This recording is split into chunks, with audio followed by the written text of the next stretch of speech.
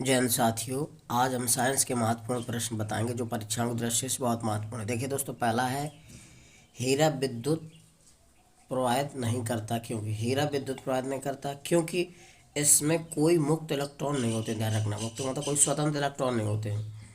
हीरा विद्युत प्रवाहित नहीं करता क्योंकि इसमें कोई स्वतंत्र इलेक्ट्रॉन नहीं होते हैं। ध्यान रखिएगा। अगला है निम्नलिखित में से कौन सा एक तत्व है। तो दोस्तों, ग्रेफाइट एक तत्व है। ठीक है। एल्यूमिना कई चीज़ों से मिलकर बनता है। पीतल, तांबा और जिंक से मिलकर बनता है। और ये सिल्का SiO2 ये भी मिलकर बनता है। लेकिन ग्रेफाइट तत्व है, सिंगल है। ठीक है दोस्तों, ध्यान रखिएगा। यानी कि ग्रेफाइट हो जाएगा, सी विकल्प से हो जाएगा। अगला है सीसा पेंसिल के निर्माण में किस सामग्री का प्रयोग किया जाता है। तो जो पेंसिल बनती है उसमें ग्रेफाइट लगा होता है। ठीक है, ध्यान रखने का, क्या ग्रेफाइट का उपयोग होता है। तो ग्रेफाइट विद्युत का सुचालक होता है दोस्तों, ध्यान रखिएगा। ठीक है। तो जो सीसा पेंसिल के निर्माण में कौन सामग्री प्रयोग किया जाता है, ग्रेफाइट, ध्यान रखना। अगला है निम्नलिखित में से कौन सा अच्छा विद्युत चालक है। तो ये ग्रेफाइट सबसे अच्छा विद्युत का चालक होता है। लकड़ी तो कुछ चालक है, हीरा भी कुछ चालक है, पेड़ भी कुछ चालक है। तो ग्रेफाइट जो होता है सबसे अच्छा विद्युत का चालक होता है, ध्यान रखिएगा। इसमें विद्युत धारा प्रवाहित हो सकती है, होती है, जबकि हीरा, लकड़ी और इसमें विद्युत धारा प्रवाहित नहीं होती है। अगला है इनमें से किसका प्रयोग एक स्नेहक के रूप में किया जाता है। तो दोस्तों, स्नेहक के रूप में ग्रेफाइट का ही प्रयोग किया जाता है। ध्यान रखना, किसका प्रयोग किया जाता है, ग्रेफाइट का। किसका प्रयोग एक स्नेहक के रूप में किया जाता है, ग्रेफाइट का प्रयोग स्नेहक के रूप में किया जाता है। ध्यान रखना, ठीक है दोस्तों। ये ग्रेफाइट का प्रयोग जो है स्नेहक के रूप में किया जाता है। ग्रेफाइट एक विद्युत का सुचालक होता है, ये अच्छा चालक भी है। ठीक है दोस्तों। अब अगला है दोस्तों, हाइड्रोजन को जलाने पर क्या बनेगा। तो हाइड्रोजन यानी H2 प्लस ऑक्सीजन साथ जलाएंगे तो दोस्तों जल बनता है। H2O क्या बनता है, जल, यानी कि पानी बनेगा। ध्यान रखना, हाइड्रोजन को जलाने पर क्या बनेगा, जल, पानी। ठीक, H2O। अगला है निम्नलिखित में से हाइड्रोजन के बड़े खंडों को कौन सा अवशोषित करेगा। तो हाइड्रोजन के बड़े खंडों को अवशोषित करने वाला होता है पैलेडियम का कोलाइडी विलयन। पहले डीएम का कोलाइडी विलयन जो है हाइड्रोजन के खंडों को अवशोषित कर लेता है। ध्यान रखने का, पैलेडियम का कोलाइडी विलयन अवशोषित करता है। अगला है खाना पकाने का तेल वनस्पति घी में से किस प्रक्रिया द्वारा बदल जाता है। यानी कि खाना बनाने वाला जो तेल है वनस्पति घी में बदल जाता है, किस क्रिया द्वारा होता है। तो ये हाइड्रोजनीकरण द्वारा होता है। ध्यान रखना, हाइड्रोजनीकरण निकिल की उपस्थिति में होता है दोस्तों, Na। तो हाइड्रोजन क्रिया द्वारा होता है, किसके द्वारा, हाइड्रोजनीकरण द्वारा। ये खाना बनाने का तेल जो होता है वनस्पति घी में बदल जाता है। ठीक है। अगला है वनस्पति तेल से वनस्पति घी बनाने में प्रयुक्त होने वाली गैस कौन सी है। ध्यान रखिएगा। तो कौन सी है ये है तुम्हारा मतलब वनस्पति तेल से घी बनाने में प्रयुक्त होने वाली गैस कौन सी है, वनस्पति से घी बनाने में। तो ये ध्यान रखिएगा दोस्तों, हाइड्रोजन है इसमें, क्या है, हाइड्रोजन। अगला है,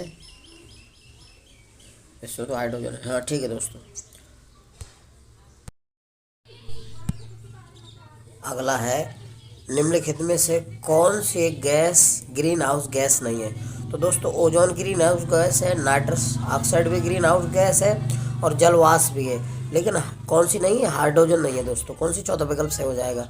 तो ग्रीन हाउस गैस कौन कौन सी होती है, मेथेन होता है, नाइट्रस ऑक्साइड है, ओजोन है, जलवाष्प है। ये सभी दोस्तों मेथेन गैस होती है, वो सॉरी ग्रीन हाउस गैस होती है, कार्बन डाइऑक्साइड होती है। लेकिन ये हाइड्रोजन ग्रीन हाउस गैस नहीं है। ध्यान रखिए, चौथा विकल्प से हो जाएगा। ठीक है दोस्तों। अगला है प्रकृति में पानी का सबसे शुद्ध रूप क्या होता है। तो वर्षा का जल सबसे शुद्ध रूप होता है।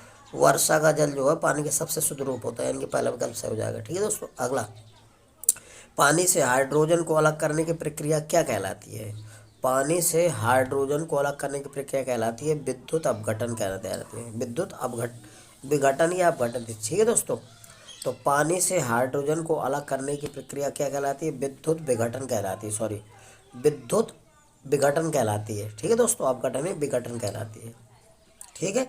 पानी से हाइड्रोजन को अलग करने की प्रक्रिया क्या कहलाती है, विद्युत विघटन। अगला है जल से हाइड्रोजन तथा ऑक्सीजन का अनुपात भार कितना होता है।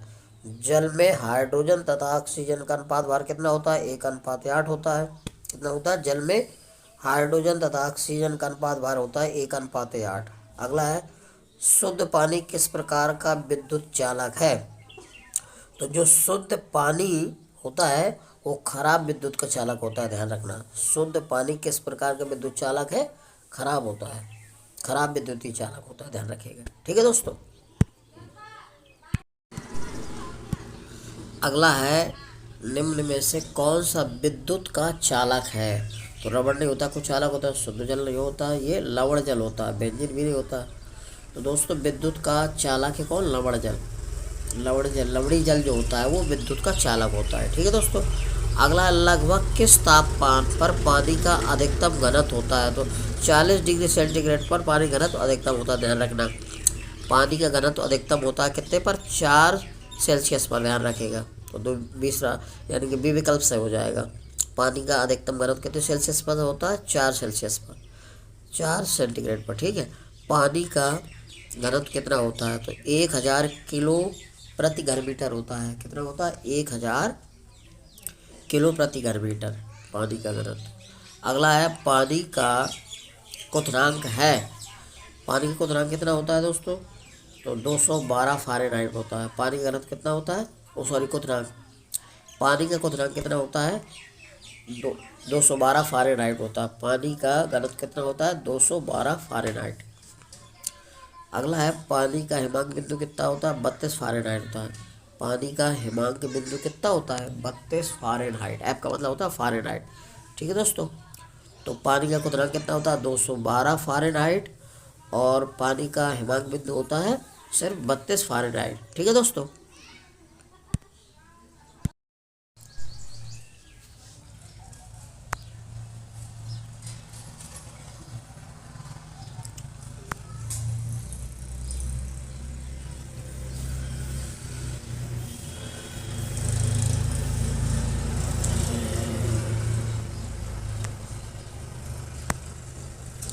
अगला है साथियों, अम्लीय वर्षा में निम्नलिखित में से किसकी मात्रा अधिक होती है? यानी कौन सा अम्ल सबसे अधिक मात्रा में होता है, ध्यान रखना। अम्लीय वर्षा में निम्नलिखित में से क्या अधिक मात्रा में रहता है?